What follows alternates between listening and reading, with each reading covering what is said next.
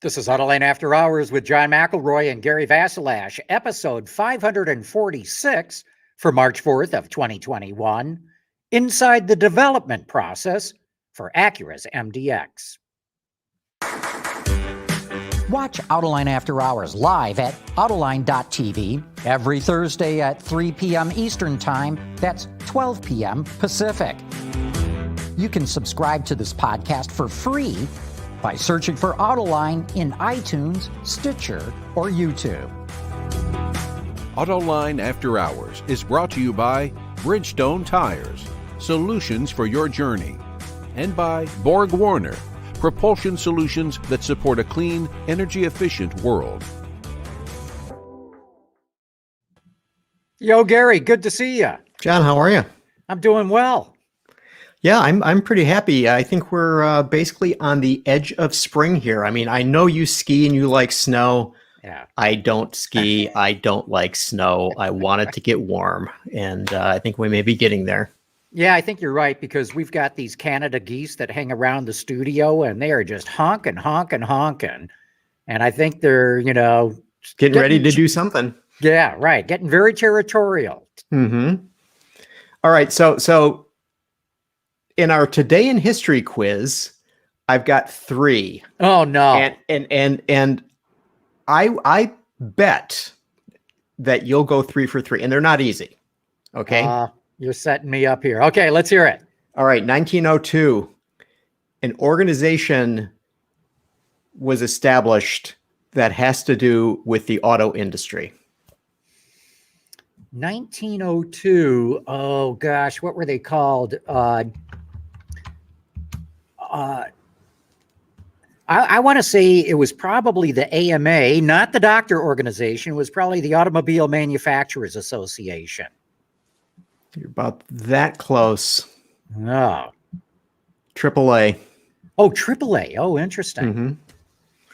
All right. That's amazing. I mean, there was the Curved Dash Olds was on the street, and a few other horseless carriages, but the American Automobile Club was founded then. That's right. That's astonishing. And it's sort of interesting that our guest actually got the answer right. But okay, we're moving on to the next one. 1985. The EPA did something. Okay, the EPA did something in 1985. I give up. What? Banned unleaded gas. Or leaded gas. I thought that came before. I thought leaded was no, Gary. It came before. All right, so that. my source is wrong. Your source is wrong, because catalytic converters came in the 1970s, and lead had to be banned before they could be used. I want to say that lead was banned from gas. Maybe finally everything totally, but most gasoline was lead free. I want to say by 1978. All right. Okay, 1994, and it has something to do with this. A watch or a watch band? The watch. 1984. I'm going to guess. Or 1994. 1994. No, I don't know. What? Mercedes and Swatch got together. Oh, right. Yeah, in fact, that's very interesting, because at first it was going to be Volkswagen. Mm-hmm. If you remember, in the early days, Volkswagen wanted to do something with Swatch, and it ended up going to Mercedes. I don't remember the details now of how that happened. Well, look, you said I was going to go for 3 for 3. I did, but the wrong way. It was damn close, though. Very damn close. Hey, let's bring in our colleague and friend, Nicole Wakelin, who's joining us for the show today. Hello, Nicole. Hey, John. How you doing? Good to have you here. Thank you so much. I'm excited. I Googled, by the way, you're both right on the gas thing, kind of, because it looks like unleaded gas was readily available in the 70s, but it was officially, you could no longer do leaded gasoline, according to my Google foo, on January 1st, 1996, because of the Clean Air Act. So we're both right. Thank you, You're Nicole. both right. I wanted to settle that, Yeah. Oh, we'd be bitching about this for like years. It would just be ugly. So, Nicole, just so those who are watching who don't know you, it says freelance. Tell us a little bit about yourself, real fast. Okay, yeah, I freelance for a whole bunch of different outlets, online, in print. I'm in the Boston Globe and Car Gurus and all over the place, do reviews, do news stuff, and things like this. How's that? Was that fast enough? No, because you left out one very important thing. You were just nominated to join the jury for the North American Car of the Year. Yes, as of last week. So that's my big exciting news, and I'm very excited. That was something I really was excited about, and I was like, oh, it'll never happen, and it did. I'm very happy. Good for you. John, are you familiar with that group by any? I'm one of the founding members. Yes, I do know a thing or two about it. And you've been an officer as well, Gary, or are an officer. I am an officer. Yeah. So there you go. Enough about us. Let's get to the important part of the show. Let's bring in our special guest for today, Tom Nguyen. He is the global development leader for the Acura MDX. And Tom, thanks for joining us on Autoline After Hours. Well, thanks for having me, guys. It's an honor to be here on behalf of the team that developed the car. 4th generation. That's right. We got 3 really strong generations behind us, and as I was telling John and Nicole beforehand, it's like my boss gave me very simple instructions. Don't mess it up. Tom, did you work on it before, or is this the first time you were assigned to MDX? Well, actually, I was. It's kind of interesting. I've worked on every generation of MDX in various capacities. So I was, the entry-level engineer that worked on that very first generation MDX, and have had a role in each one of those generations. Wow. Well, look, there's so many things I want to ask you about it. Go ahead, Gary. Well, I was going to say, so I mean, the huge thing I think with this new MDX is that you guys have an all new platform for the vehicle. This is not necessarily typical, right? Not necessarily typical for new models, but for MDX, this is also the second time we've had a new platform to launch the full model change. But yeah, the new platform certainly helped enable us to really push the MDX where it needs to go, from just overall packaging and stance, as well as dynamics. And I probably will get into that during this interview. Sure thing. Well, let's start, because I mean, it's going to be kind of scattershot here, at least on my standpoint. But front suspension, you went with a double wishbone. Why'd you do that, and how'd you package it? Well, I think you all know there's a good reason why Formula One cars don't come with strut suspensions. So I think that we developed this MDX in what I would consider like the perfect storm. The Acura brand was going back to its roots of precision crafted performance, with the emphasis on performance. So we knew that we had to up the game for dynamics, and the double wishbone suspension was exactly how we were going to get there, along with the new platform that had a significant increase in global rigidity. Go ahead, Nicole. Oh, I get to ask the next question. You know what? My thing with I had it back, I want to say about a month ago. I had an opportunity to drive it. And you were talking a little bit about before, and I think you should share it again. The snow mode, I got a chance to try it out, but there was some discussion about snow mode and how you should be driving the car when it's in snow mode.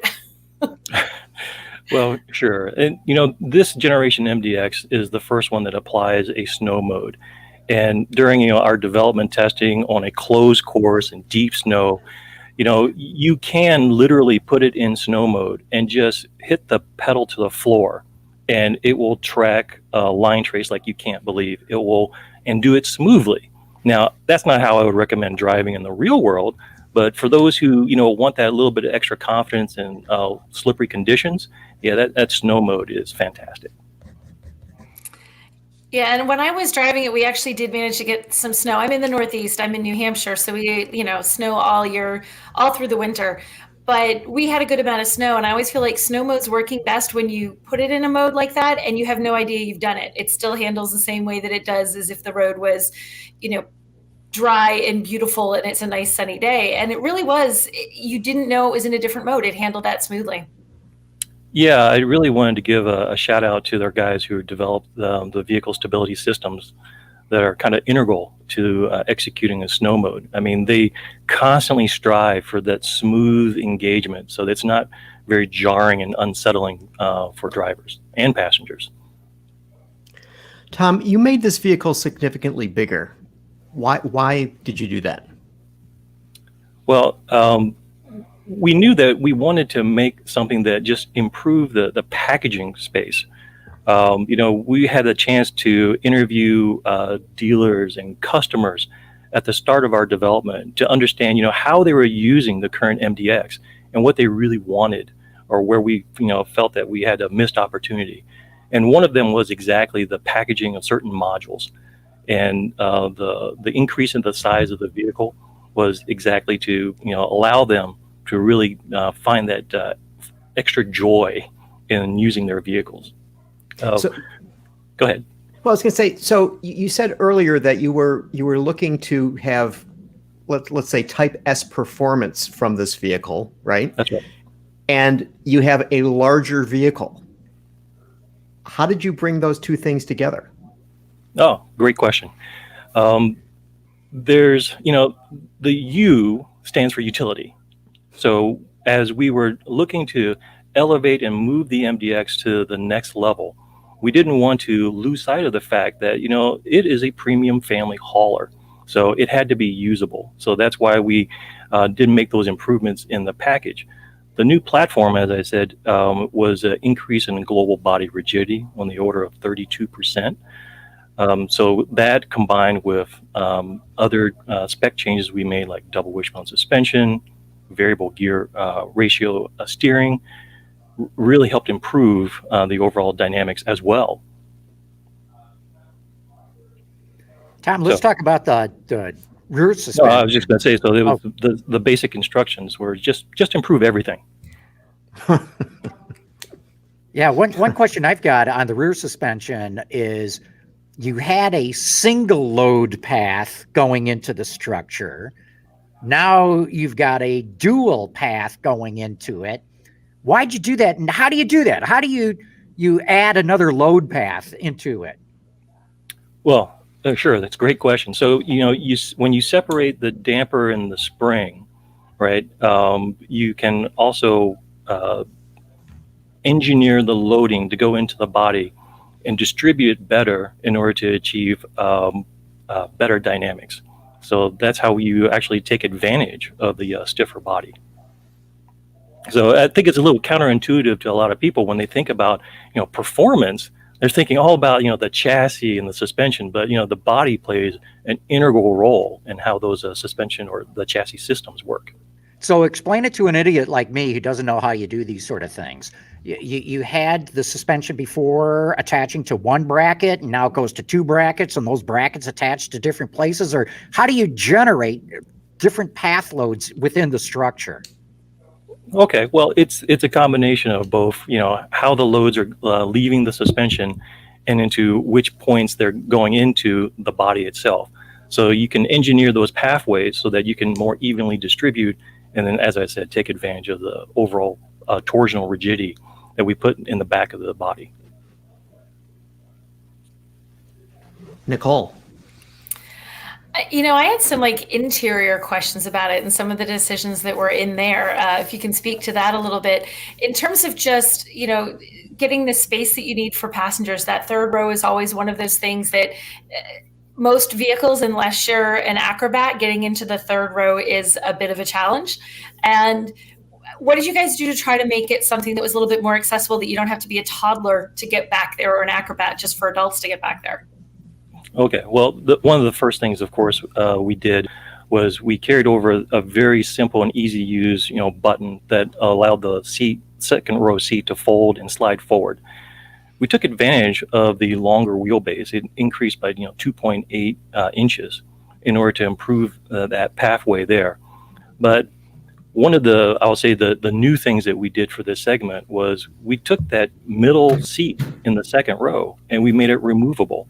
So even though we made that pathway to the third row, I think, better, the fact of the matter is, I'm thinking about, grandparents who might have to crawl in and out of that third row.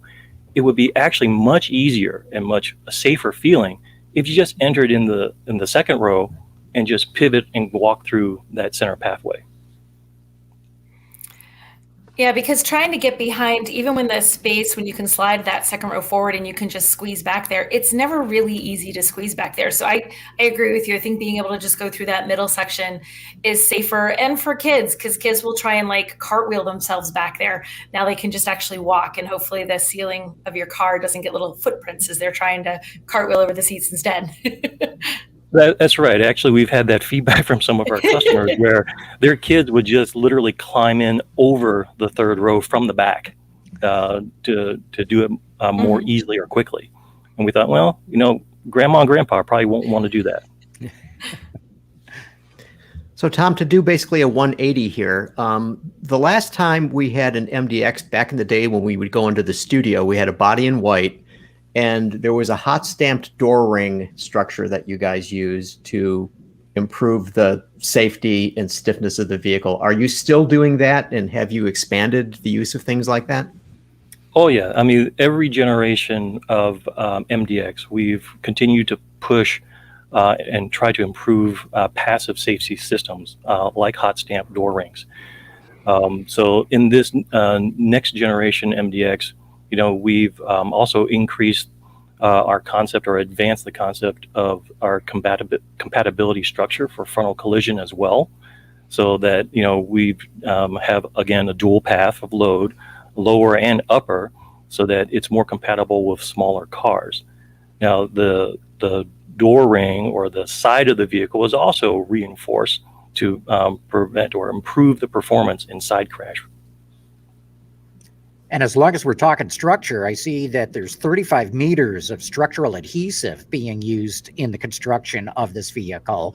I bring that up because I remember about a decade and a half ago talking to some Honda engineers out of Japan, and they were dead set against the use of structural adhesives.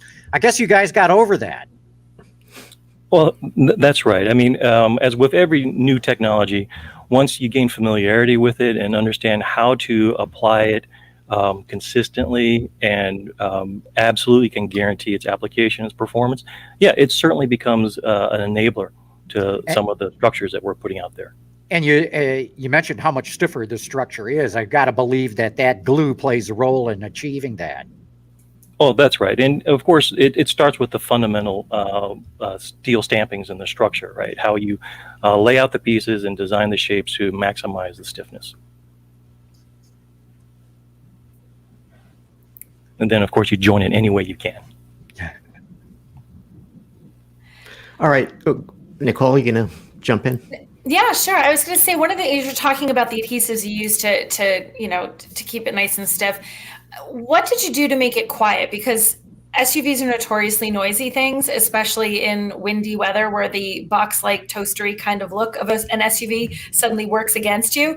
And like I said, I drove this in really snowy weather, which is, you can hear everything, and it was still pretty quiet. I could still talk to the third row without having to grab a bullhorn. What kinds of things did you do to make this one so much quieter? Well, again, one of the benefits of having a really stiff body is it allows you to control how the vibrations are coming into the cabin. So we applied, NV deadening material in all the smart places we can think of. And then, of course, the application of acoustic glass can really help cut down on wind noise as well. So it's the aim, of course, is an NVH sanctuary. So, once you close that door and get that solid thunk, you're in your space, and it's an escape. Tom, I want to ask you about the styling of the vehicle. It's interesting. I mean, looking at the 4 generations, and every time a new vehicle comes out, it looks more modern. But this one, I think you guys have basically made a step change from the 3rd generation. I mean, and if like we look in that on the door side, I mean, how you have that cut in on the door panels. How did you work with the stylists, designers, and engineers and those in the factory in order to achieve forms like that? Oh, well, I think the first step, of course, is the creation of the idea of the form. And I think we were given a really big head start with the Acura Precision concept. It was a mock-up that debuted in 2016. And it really helped define the proportion as well as some of the sculptural shapes that you see now across the Acura lineup. Of course, we had been working with our factory since day one in order to make sure that the shapes that you see are formable and can be done with a high deal of precision. So we, of course, utilize because we make our own dies in-house, the latest simulation and technologies in order to make sure that these shapes were formable. And then we worked for the next 3 odd years to make them as sharp as we could.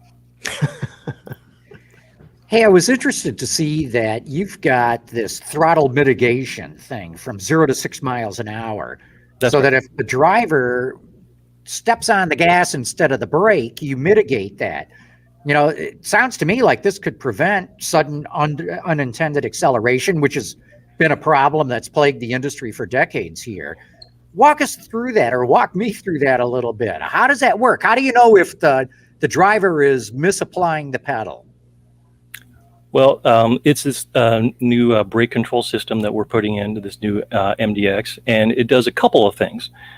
First of all, as you go from park and you put it in gear, whether it's drive or reverse, of course the car has sonar-based sensors that can detect obstacles in the front or the rear. So it knows that if you maybe unintentionally hit the wrong pedal, it's going to prevent you from showing up online as that guy who drove into the front of the store. Gotcha.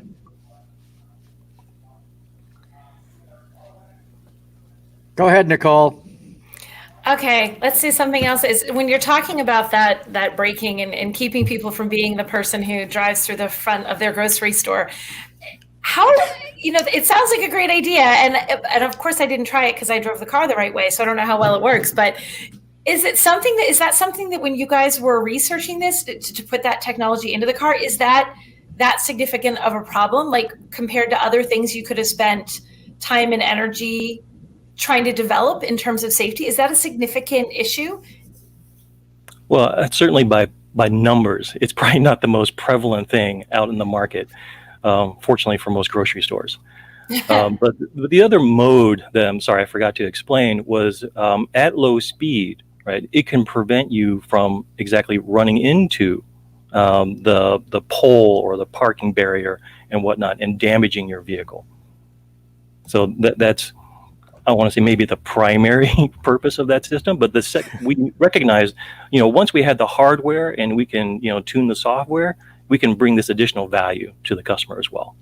So it wasn't just a matter of trying to reduce the unattended acceleration, but also just that person who doesn't quite see that post in front of them and is still creeping into a parking space with a giant yellow post so they don't dent their car. That's right. That's right. Okay. Tom, I've got to ask. We made great styling, and we really didn't want to mar it up. Didn't want that post right in the middle. That wasn't part of the styling concept, no. Tom, I've got to ask because it's just got such a cool name. Super handling all-wheel drive. Tell us about the execution in this vehicle. Oh, yeah. Well, actually, we're really excited about applying this. This is the 4th generation of our super handling all-wheel drive, and it is capable of sending 40% more torque to the back, doing it 30% faster, and then enabling it 100% of that torque once it gets to the rear axle to go to the right or the left. So what you get then is a much more responsive reaction from the drivetrain when you push on that pedal on the right. So let me ask you, so you have selectable modes, but the super handling all-wheel drive is working all the time? Well, it will work all the time. It's not one of those systems that necessarily waits for the wheels to slip, but certainly when it does, that's when it really engages. Mm-hmm. One of the things I was intrigued to read about, and I think it might be a first in the industry, maybe you could tell me here, Tom, is that you're using artificial intelligence to drive shortcuts on the screen inside the vehicle. So it keeps track of what radio stations you like to listen to and what genre of music and what kind of phone numbers you may dial frequently and where home is, that sort of thing. Is this a first of using artificial intelligence to select certain things to present to the driver? Well, we've of course seen this concept being displayed by other OEMs, but to our knowledge, this is the first application. And you're right. Once you go into those smart shortcuts, it learns your behavior, and you can program a number of different profiles. So if you're that profile number one, it knows every day you drive home at 5 o'clock, and maybe the first thing you do is you call your spouse. So you go into smart shortcuts, and it just says dial home. So it's part of the whole concept of making this vehicle your ally, against your crazy schedule in your world. Well, here's what I want to know. So many times I'm in the car, and I'm one of those people who jumps from station to station. I'm always looking for the music I want to hear. And dang, how many times do I hit a radio station and it's just the end of a song I really wanted to hear? Will this artificially intelligently driven thing say, hey, John, here's a song you really like, and just go to it automatically? It might take a while to learn your preferences like that. So I can't say. After some time, like I said, in the morning, it knows if you like to listen to NPR on your way to work. It'll throw up that option as NPR. But, if you're into gangster rap on the way home, it'll know that and show that option as well. That's great. Rough day at the office. He nailed your chase, John. What can I say? You had no idea that AI was that smart, did you? So, Tom, who is this vehicle for? Is it for Nicole? Is it for John? Is it for me? Is it for you? I mean, who's the person you thought about when you were developing this vehicle? Well, I would say that the person I was thinking about at the beginning of the development of this vehicle was actually John, because I knew that I had to eventually answer his questions and look him in the eye when I did it.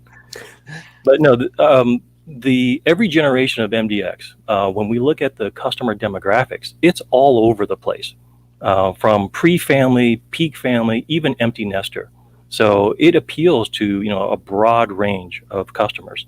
And so with this car, we recognize that, the buyers who are coming into this segment who are starting their families, those are the Gen Ys. And, towards the end of the life cycle, they're going to make up a majority of the buyers. So while we made sure to understand what it is that they really like and what they really want, we of course know that the Gen Xers are also the ones who will be buying the car. And we did a lot of research to make sure that the features that they like and what they really want from their SUV is something that we actually made even better. So we hope to just continually expand the appeal of the MDX and even increase conquest from other brands. That might be the perfect note to wrap up this segment on. I think that's a really good way to do it. Tom, thanks so much for coming on. It's really interesting what you guys have done with this vehicle. Okay. Well, thanks for having me. It was a pleasure. Thank you, Tom. Yeah. Thanks, Tom. We're going to take a quick commercial break, and I know our friends at Bridgestone will be very pleased to see that you selected a Bridgestone tire to go on this vehicle as well. So I'll thank you for them for doing that. But thanks again, Tom, and quick commercial break right now. Yep. Thank you. Bye-bye.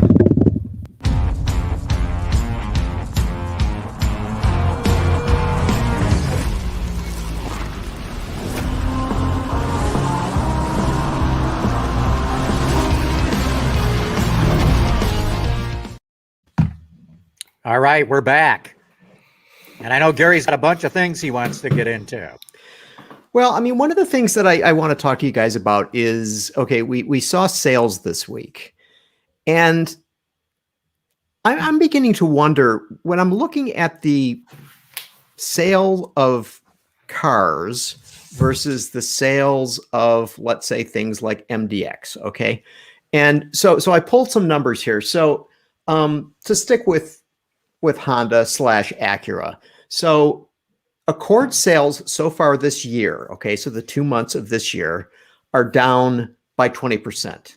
Civic sales are down by 31%.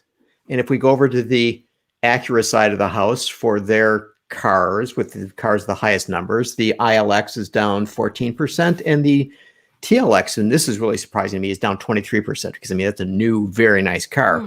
But now if we look at what they're doing in utilities, the CRV is up 3.2%.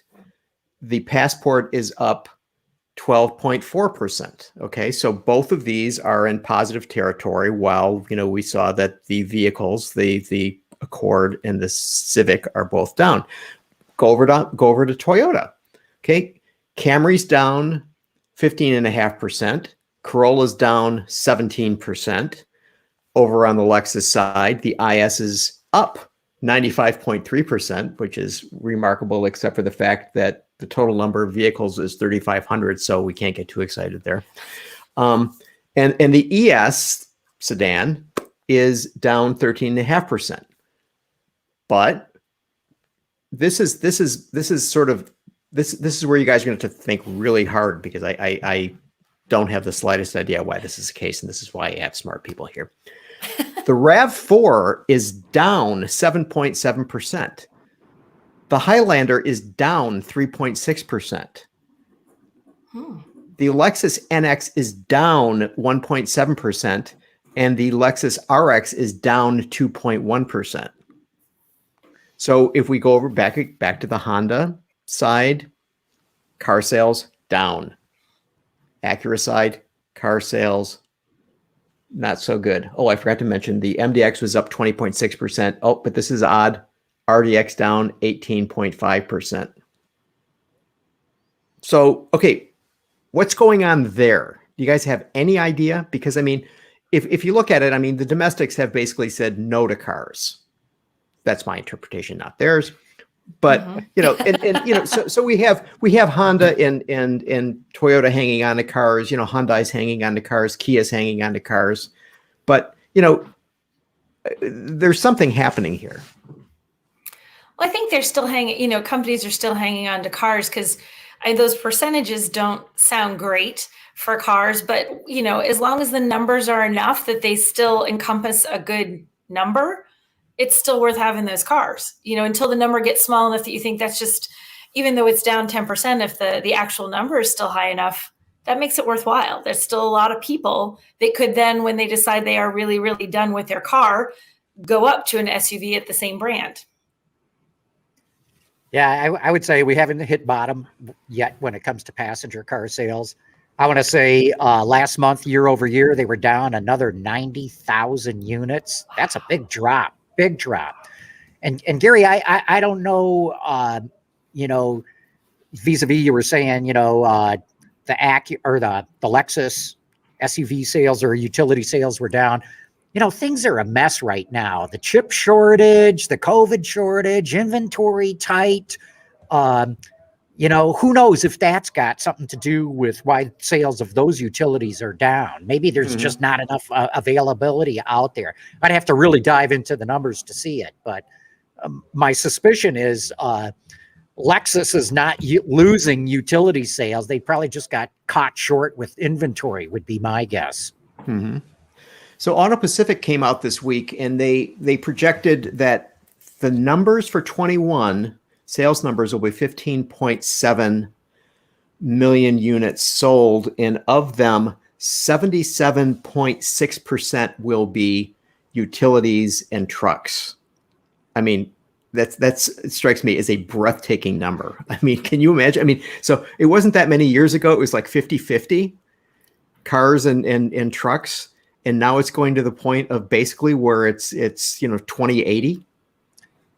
Yeah, in fact, I want to say for February, it was 78-79% was so-called truck side of the business, not pass car side. You just don't, I look at even like my daughter's in college and she's in an age where they're looking for their first car. When I was looking for my first car, it was a little sedan.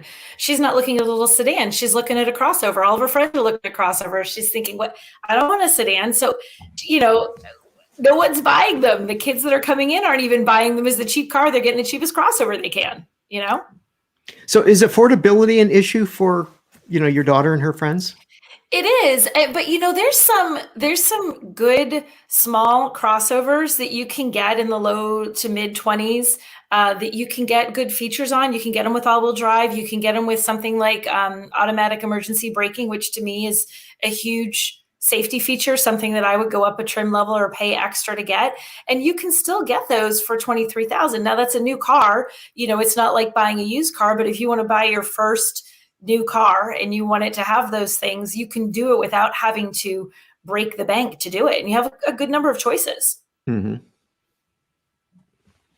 So it was also interesting to see that LMC came out with some numbers, and they were basically saying that for the last 10 years in European car sales, it was always between B and C segment cars, like the Golf would always be at the top of the list.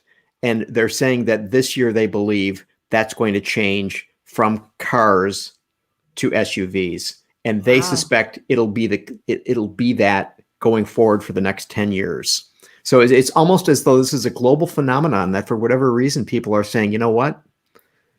Cars just don't cut it anymore. Yeah, it is a global phenomenon. As I've said before, passenger cars have become the leisure suits of the industry. They've just got out of style. And I mean, there's other reasons why we know why people want a utility, higher seating position, more luggage space in the back, generally more availability of all-wheel drive, that sort of thing. But I think a lot of it's just plain style, just plain, how do you want to be seen? And right now, fewer and fewer people want to be seen in a sedan. Well, like you said, things just come in and out of vogue, and sedans are so, they're the leisure suits of this era. Nobody wants a leisure suit. It's not 1970. So,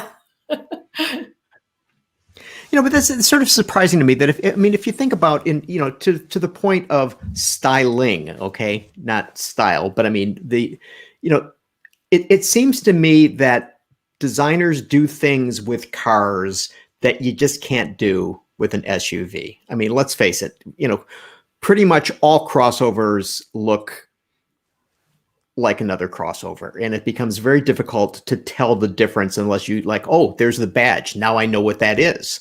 Okay.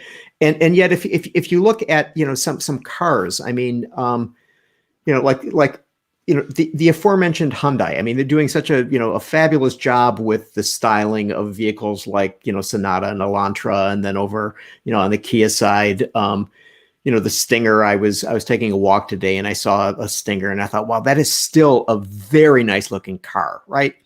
And, no objection to Palisades and Tellurides and Tucsons and Santa Fe. But you know what? Their cars look great. And I just don't understand. I mean, how many people actually use, as Tom was saying, the U stands for utility. That means carrying stuff. How many people actually do that with these things? Yeah, I think a huge number of people don't, but sometimes it's just the idea that you have, especially with smaller crossovers, if you needed to, move that stuff, just in case. It's not so big that you have this giant SUV that you're just hauling air for no reason all the time. Just that little extra space. So when you need to buy all those plants to plant in your yard, or you need to move some stuff to your friend's house, you got just enough space to do it. You might use that twice a year, but when you need it, you have it. What really drove home the point to me about the similarity of CUV styling, SUV styling, is the Tiger Woods accident. Because I looked at that vehicle and I thought, what the hell is it? The front end was all crunched up. The rear end was all crunched up. I had to, pinch zoom the photo and look at the rear DLO and went, oh, I think that might be a Genesis. And there were a lot of people online going, yeah, what is that sort of thing?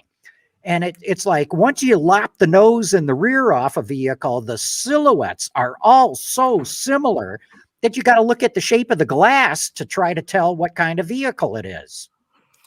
I think it comes down to a lot to what the interiors are like. You know, the outside of the car, it's an SUV, it's an SUV, it's an SUV. But then this one has a fancy red leather, and this one has seat belts that are blue, and this one has contrast stitching. And suddenly you sit down, and it's not so much what the people around you see, but what you're seeing when you're sitting there, that you love this one instead of that one. And that's what you're looking at when it's your car. Most of the time you're looking at the inside, you know? So I think that's where the difference is. And that's where you see the differences too, even just between something that's very affordable and a luxury car. It's more visible on the inside. Even the outsides, you can't really tell that much of a difference. Yeah, look at what Volvo just did with this new electric, the C40, and which to me looks like a fastback version kind of the XC40. You know, they're all automakers right now are trying to come up with some sort of silhouette that doesn't look like everything else out there. Even if it means compromising headroom or luggage space, they want to try to come up with something that looks different. Yeah, I heard on a podcast today that the head of Volvo USA did on Automotive News was basically saying, yes, I understand that coupe is a dirty word in the United States. You know, to your point of trying to find a new roof line for these things. But then it gets to the point of, okay, if you have what is ostensibly an SUV with a car-like shape, then why don't you just buy the damn car? Give it time, Gary. Like Nicole said earlier, fashions come and fashions go, and things go around in a circle. In 10 years, everyone's going to want something that says coupe in it. Just you wait. Yeah, that's probably going to be the case. Well, so John, you mentioned Volvo, and Volvo made some rather significant news this week, where basically they said that by 2030, all of their cars are going to be electric. Now, if you guys will both remember, it was like 2 or 3 years ago when there was, allegedly the report that, Volvo was going all electric. And basically what that meant back then was, they're going to make hybrids. Everything was going to be electrified. Okay. Not all, battery electric vehicles, but it sounds like this time it's just all electric. Okay. Now we've heard that Jaguar is saying, okay, 2025, all electric. Bentley, not that it matters because I don't think any of us are going to be buying a Bentley anytime soon. Maybe Nicole, but I have 2 on order. Come on. Yeah, that's what I figured. But that will be basically going in that direction. But so I look at Volvo, okay, and over let's say the last 7 years approximately, they have really been making a push to become a more relevant OEM and really trying to get traction. And I just wonder, by saying we're going to be, all electric by 2030, is this going to be a successful approach for these guys? Yeah, I think so. Look, Volvo has 5 models in its lineup. So to declare that they're going to go all electric is a whole lot easier than, say, a Chevrolet that's got 26 models in its lineup, as an example. But remember, Cadillac already said it's going all electric. It said it a year ago. Volvo's just catching up to where Cadillac said it's going. And again, Cadillac has, I think, 6 different models in its lineup. So when you have a limited lineup like that, it's easier. And Hawkinson, the CEO of Volvo, mentioned they're going to get rid of station wagons and stuff like that, or some of the models that they've got. And when you consider that most of their sales are in Europe and increasingly in China, I think the U.S. accounts for 1 out of 6 Volvos sold. China and Europe are going whole hog on EV.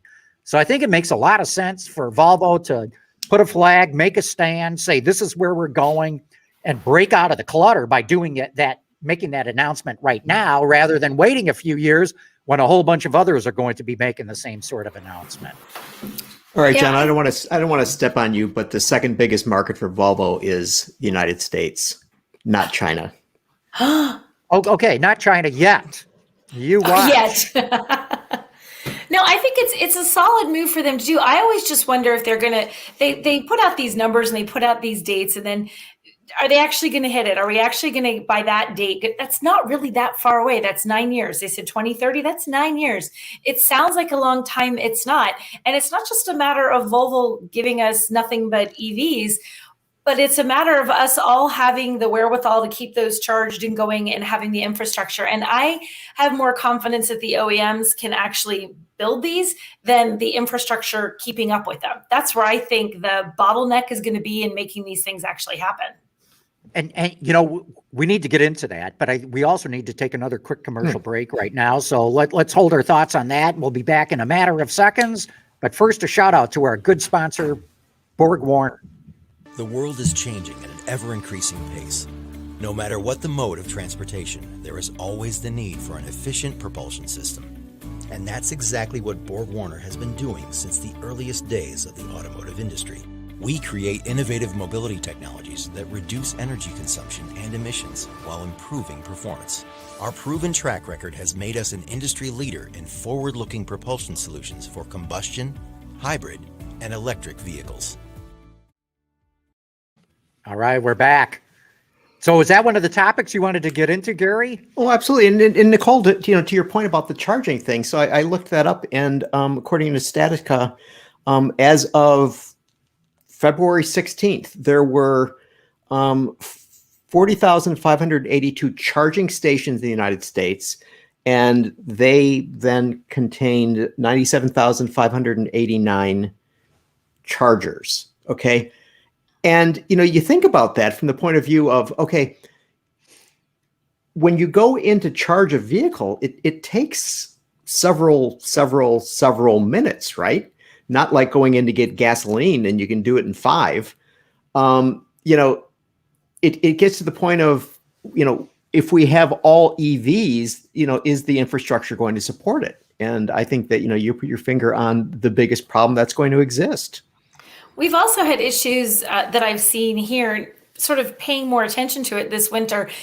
We have charging stations not as everywhere as they are in some places as they are here, but it's winter and I drove by some that were nicely plowed into the snowbanks in various malls, where like they're not realizing that is not just a sign or a post or something to keep you from missing your spot. It's like, unless you feel like digging your way into getting to you can't even get it. Or so it's like, or there's 2 spots there and you kind of have one sort of if you park sideways.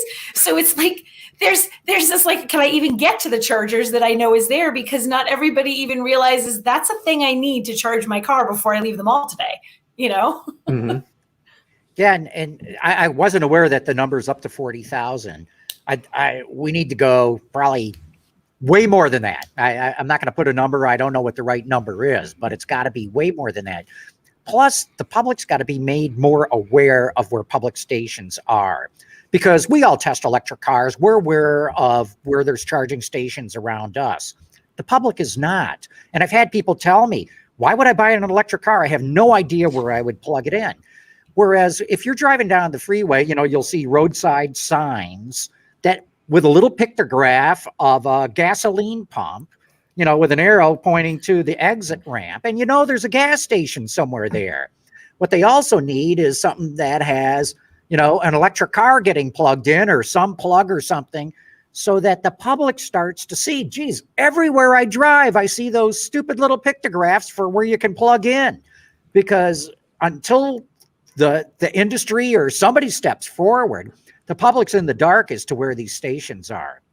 And people really do find it, like you said, we're in the industry, so it's not this weird mojo, kind of technology. But if you're not familiar with plugging in your car, it sounds weird and people aren't willing to embrace it. And even though they like the idea, suddenly when presented with, like, I've had press cars where I've had an EV and I've had someone who's never been in one. And when I go to plug it in, they're like, that's weird. I don't, I'm like, it's just plugging in and that's weird. It feels very uncomfortable. It doesn't make sense. You know what they're doing, how it works, but I won't plug in my car. I just want to put gas in the tank. Mm-hmm. It's something they aren't really ready. A lot of people aren't ready to embrace. So Nicole, what do you think will change that mindset?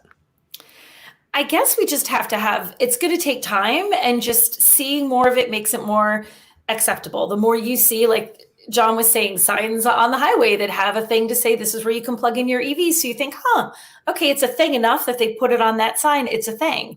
Seeing more of the charging stations just seeing them out there. Like if you see 2 charging stations at a mall that has, several thousand parking spaces, that doesn't give you a lot of faith in the system being something that's real, you know? So I think it just needs to be out there to a point where it stops looking unique and different and becomes run of the mill and normal. And that's just time and people adopting it and gradually, but I don't know how long that'll take. Like, does it take 2 years? Does it take 5 years? Does it happen by 2030 for Volvo? I don't know.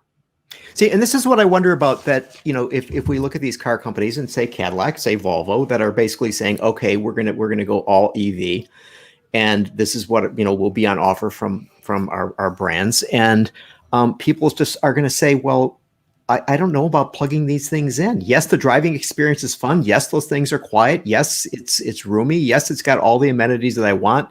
You know, yes, the thing looks badass. I love it. It's great. It has that coupe-like roof line, all those things, right? But, you know, so then I think, you know, so FedEx announced today, what year will they be all electric? What year will they buy only electric vehicles? Anybody? Anybody? I don't know. 5 years from now? 2030? 2030. 2030 is the magic name or the magic number for everybody right now. Right. So, okay. So they're saying in 2025, 50% of all their new purchases of vehicles will be electric, 2030, 100%. And FedEx has about 200,000 vehicles. Now, they were one of the first companies to announce that they were going to be buying those bright drop vehicles from General Motors that were announced. They were going to buy 500. They ordered 500 of those things. Okay. That makes a whole lot of sense to me because, you know, they go back to the FedEx depot and somebody plugs them in, and, you know, the next morning the guy shows up, climbs in, starts doing the deliveries, comes back, you know, fine. Versus, you know, oh, I just bought this new luxury car and I do what with it? Yeah. And I think the other thing is, like, you know, with FedEx, they know where they're sending that guy. They know what his route is. They know he has enough juice in that car, that truck, to get through whatever the route they've given him. They're not going to give him a route that he's not going to make. But when you have an EV, it is great if you're just driving around town. It's great for short trips. But I still struggle with the idea of, if I want to go on a road trip, I don't want to have to plan my trip from charging station to charging station to charging station. And I don't necessarily want to have to stop for an hour and a half or however long to get that car. That's something that's hard to overcome. And part of why a lot of people like their cars is to be able to just go and drive. You can go wherever. Suddenly you can't, because if I want to go up into the mountains in the middle of nowhere, is there a charger up there that I can charge and get myself back home? It puts some limitations that I don't think people are quite ready to wrap their heads around for personal use that just aren't an issue for commercial use. No, that's a great point, Nicole, because, you know, Americans especially, you know, we want to get in our car and just go. And, you know, look at how Europe measures fuel efficiency. It's how many liters of fuel you're going to use for every 100 kilometers that you drive. We don't look at it that way. We look at what do we got in the tank and how far can we go? We look at miles per gallon. So it's a totally different mindset of how we look at it. And I you know, for individuals who are buying electric cars, we want to go 300 miles or more. I don't even think 250, 260 is enough. We want to go at least 300 miles. But I also just learned that the post office, for example, the average post office delivery truck that shows up in your neighborhood drives 45 miles a day. So one of the things that the government's looking at is, as we buy, and I got to believe all fleets are doing it, and maybe Amazon, Walmart, and the others too. Maybe they don't need to buy a truck with 100 kilowatt hour battery. They're going to say, look, if all these trucks do or drive 45 miles a day, or this contingent of trucks in our fleet drive only 45, let's get a battery that does 50, 60 miles, you know, can account for the degradation in winter when temperatures get cold. But we're only going to buy exactly what we need. Fleets will do that. And now, I mean, geez, you could shave $10,000 off the price of the truck if you do it that way. But as individuals, we don't want that. We want to be able to get in and go as far as we can go. Exactly. That's a problem. That's hard for people to wrap their heads around. I could see myself just owning an EV right now, but I still feel like I want a gas vehicle so that I can just get in the car and drive. Like I couldn't commit to both. One, sure. Two, what if I want to drive 500 miles today? I can't do that, you know? That's why I'm really intrigued by this new e-Power. I don't know if you can call it electric car. Nissan just came out with in Japan. And so they have an internal combustion engine, but all it does is charge the battery and you drive off the battery. So you've got an electric motor that powers the vehicle. So you get all that instant torque and all the other good stuff. And because the internal combustion engine only charges the battery, they can run it in a very narrow rev range. It's not going up to red line. It's not getting anywhere near to that. So it's a much smoother, quieter engine. And they claim, at least in Japan, on the electric grid in Japan, that they can match the life cycle CO2 emissions of an electric car. I'm intrigued by it. I really want to drive this vehicle when it becomes available. But it just shows that maybe there's other alternatives out there that could work. Gee, John, that sort of sounds like an extended range electric vehicle. Who put that out about 10 years ago? Yeah. Oh, that's right. They don't have it anymore, do they? They don't have it. But again, that had to be plugged in. And it had a battery that had to get you 50 miles of range. So you're paying for the price of that. That's one of the other things that Nissan argues, is that by using the engine strictly as an extended range thing with no plug-in capability, they can drastically downsize the battery and take a lot of cost out of it that way. But the fundamental question, though, becomes, is that going to be acceptable in ZEV states? I mean, because it still is burning fossil fuel. There are still emissions associated with it. Right. But here's where I think Nissan's on the right track, and I've argued this forever. We need to look at total life cycle emissions. If you say, well, this is zero emissions because it doesn't have a tailpipe, well, I can tell you, yeah, but the energy needed to make the batteries is a massive amount of energy goes into it. And at the end of life, recycling it, again, very energy intensive. So if you look at a life cycle usage, I think that's the way that we really have to do it. Nissan's got a pretty good argument.